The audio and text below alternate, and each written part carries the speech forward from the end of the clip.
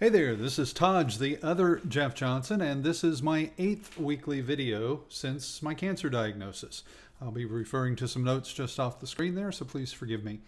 This week did not start out well. It started in the emergency room. I had a severe reaction to Erbitux or cetuximab, the chemotherapy that I was taking, which is actually an immunotherapy, but that's a whole different story. In any event, just imagine fire ants crawling all over your scalp and continuously biting you and your skin bleeding. That's the reaction that I was having. You can see all of these little red dots that you see, and I'm going to move a little bit closer so you can see. They're on my neck. They're down on my chest. This extends all the way down to the bottom of my rib cage and about the same distance down on my back. And this is a reaction to Erbitux. It's an acne-like rash. They call it an acuniform rash because it's similar to acne. It's similar to whiteheads. It's painful and it itches, and the medication that they give you to make it stop hurting and stop itching doesn't work. So hopefully it will head off the infection, which is another possibility. I'm going to move this just a little bit closer just to make sure you can hear me. My voice is, as you can tell, a little raspy. So I spent Sunday night, Monday morning in the emergency room, and my medical oncologist actually tried to talk me into staying on Erbitux. She said that the fact that the rash is so severe and that it's so uncomfortable that means that it's working, and that's great and that's wonderful. And I will tell you that going through cancer treatment makes you a realist. There is no way I could do this for 5 or 6 more weeks. They would have had to lock me in a room and put me in a jacket with no holes in the end of the sleeves because I would have clawed my scalp open to try to make the pain and the itching go away. So we switched to cisplatin on Wednesday. The good news from that, much good news, the radiation oncologist has reduced the number of treatments I will have to have from 40 to 33. That's a total of 69.3 gray, which is GY. It's the unit of measurement for radiation absorption. The standard treatment for the kind of tumor that I have and the location that I have, et cetera, is about 60 to 80 units. So I'm floating right in the middle there. And I'm pretty pleased with that because it means less radiation. Less radiation means heal faster and hopefully reduce side effects. At Wednesday's weekly C visit with my radiation oncologist, he again scoped, took a camera and shoved it up my nose and looked down my throat and gagged me with his ET-like fingers. I'm serious. This guy's finger's like 1.5 times long as mine. And he reaches down there and feels all around. But what he's doing is he's comparing what he felt and the notes that he took the previous week and what he saw and the notes that he took about that the previous week to what he's feeling and seeing on that particular day. And for the second time, he has said Fred is smaller. So I'm very happy about that. My switch to cisplatin on Wednesday was fairly uneventful, except that it did mean a 12-hour-long day at MD Anderson. That would be exhausting if you were healthy. I'm not healthy. I was dead to the world by the end of that day. When I got back to the apartment, I just collapsed. 4 hours in the middle of that was dead time. It was waiting. And so I did get some work done. I also discovered on Wednesday, this is one of those things they really should tell you, that you can buy a parking chip. Typically, there are multiple ways to pay for parking. You can pay cash into a machine and it'll give you a little chip that'll let you get out. You can pay with a credit card going in and use the same credit card going out. Or you can buy one of these little chips. This is plain. It's got a little serial number stamped on the side of it. This is an RFID chip, and what nobody told me until I stumbled across it in a brochure is that having one of these chips gives you in and out privileges in the garage. We'll talk about the dry mouth in a minute. I'm having to drink a lot. So when I have these long breaks, now that I have the chip, I can actually come back to the apartment, do some work, eat lunch here, as opposed to spending more money for lunch there at MD Anderson, that kind of thing. I mentioned dry mouth. Thursday, I noticed dry mouth was starting and diminished taste, and it has gotten progressively worse. They warn you about this in the very beginning. You're getting radiation into the tumor. So when I'm in the mask, my head is leaned back and the radiation is shooting mostly through here with a block where my vocal cords are. So it's going all in around. It's hitting the lymph node on my right side, your left, shooting the tumor, skipping the vocal cords, and shooting the tumor again. So the salivary glands are being hit, as are the taste buds. And I had thought that that would happen as a slow progression. It didn't. It happened really quickly. Like Wednesday, I didn't notice it, and Thursday, I did. I am using multiple products to deal with the dry mouth. The most effective, this is not a commercial, I'm just letting you know what's going on in case you have to deal with this. This is a product called Xylamelts.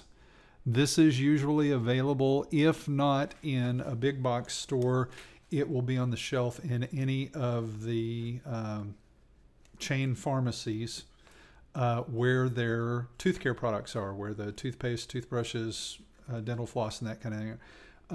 This is a really interesting little product in that, and again, not doing a commercial, just letting you know what's going on. So you can see that some of those are white and some of those are kind of tan.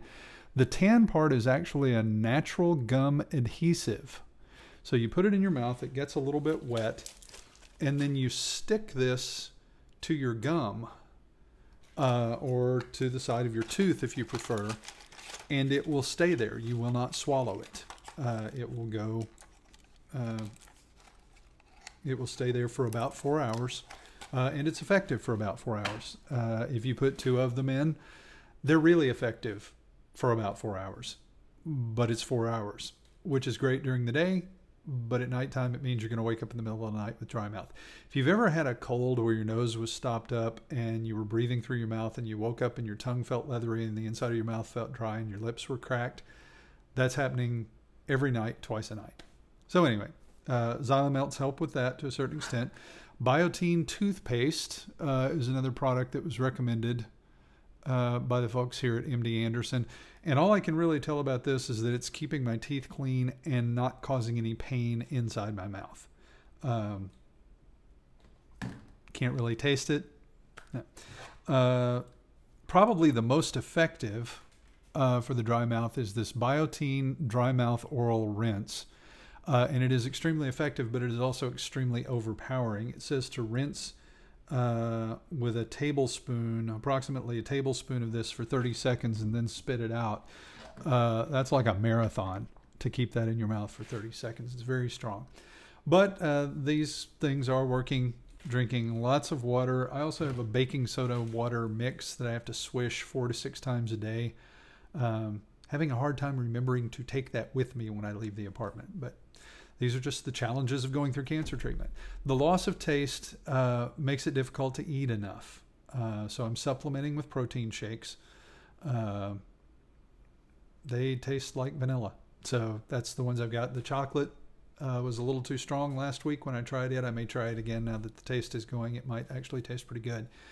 But it's difficult to eat. You really can't sit down and eat 3 meals. You really eat 5 or 6 snacks throughout the day. It makes it hard to continue to work because you've got to stop to prep a quote-unquote meal. Fatigue is really starting to be an issue. My plan has always been to work all the way through treatment. That's getting more difficult, especially since it's getting harder to eat enough to have the energy that I need to work. And so that's becoming a challenge, and I'd appreciate your prayers for that. I am excited about this week for the primary reason that my family's coming to visit me. I am bouncing off the walls. I only really have to make it through 2 days, and then they'll be here Thursday afternoon after my radiation treatment, and I'll get to spend some time with them. We probably won't do anything because, again, I don't have just loads and loads and loads of energy. Hopefully, over the course of the next week or 2, the Erbitux rash and the pain that's associated with that will go away. And the other thing I'm excited about, and I want to just backtrack for a minute, I was diagnosed on March 29th. After a number of delays, I started chemotherapy on May 9th and radiation on May 17th. So this is the treatment calendar, and you'll notice it's on May. But at the end of this week, on Friday, I get to turn the page. And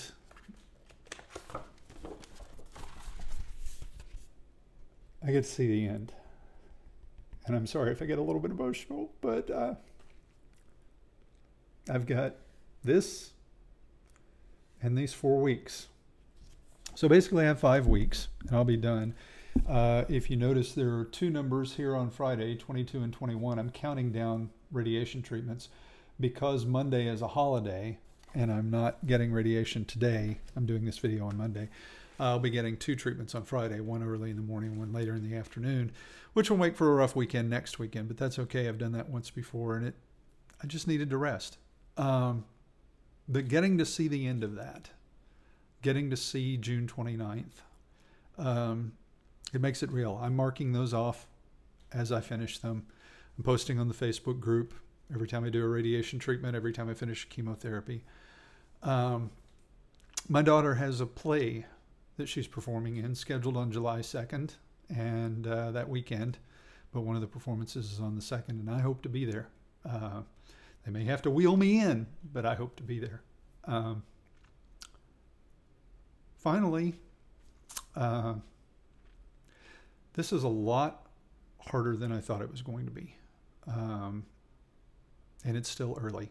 I mean, I'm essentially, if you really want to look at it from a radiation perspective, I'm a week and a half into treatment, into 6.5 weeks of treatment. We've got 5 weeks left. This is hard. I'm doing the exercises. I'm following the routines. I'm taking the medications, putting on the ointment to try to keep my skin from getting dried out. That's made more difficult by the Erbitux reaction. I can't shave because of the Erbitux reaction, so the scruffy, if you know me at all, you know that I like for everything that I shave to be shaved nice and neat and smooth, and it's not, and that's annoying. It itches, frankly. But this is harder than I thought it was going to be. And so I really want you to understand how much I appreciate it when you post a like on a Facebook post, or you post a comment and encourage me, or you let me know you're praying for me. There have been days when that one little comment on Facebook was the thing that kept me from just breaking down and crying. And I appreciate that. I really do.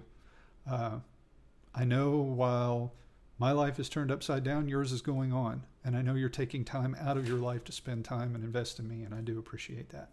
So please keep praying for reduced side effects and no side effects. Please pray for what taste buds I have to stay and for some to return, so I will want to eat. For my appetite to be maintained, I have got to eat to maintain my weight.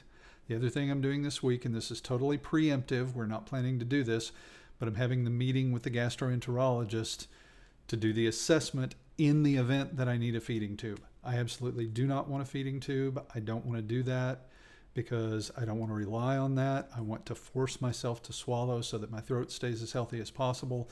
But I have to be realistic, and if I lose too much weight, they've got to get nourishment in me. So that's an option. We're having that appointment this week. Pray that goes well and that we don't need the feeding tube. Please pray for my energy level.